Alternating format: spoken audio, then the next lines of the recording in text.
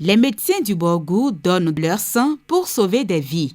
Par ce geste, l'Ordre national des médecins montre l'exemple, surtout en ces temps de pluie où le paludisme sévit et la demande en poche de sang est forte.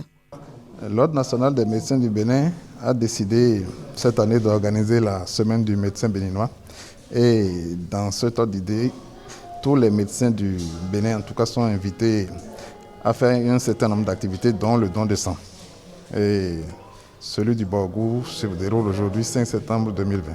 En cette période-ci, c'est vraiment souvent la période de pénurie de sang, parce qu'il y a la pluie, il y a le paludisme.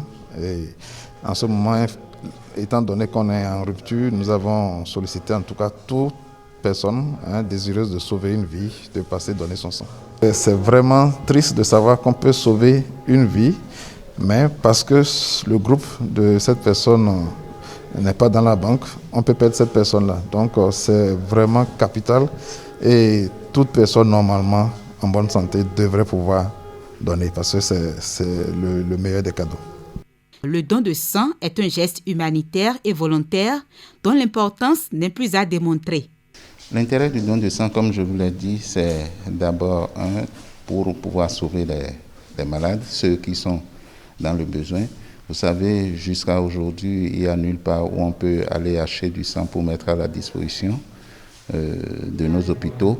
Il faut forcément des humains pour donner. Et pour donner ce sang, de jour en jour, il y a des réticences parce que le don de sang sur l'éthique, le volontariat, d'accord, et ce volontariat aujourd'hui n'est plus compris par beaucoup de gens.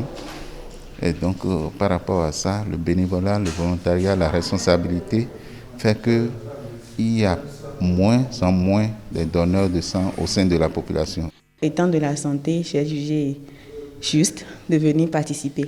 J'ai donné le sang tout à l'heure, ça s'est bien passé. En tant que médecin, nous sommes ceux qui diagnostiquons des troubles ou des carences en sang et c'est nous qui les prescrivons.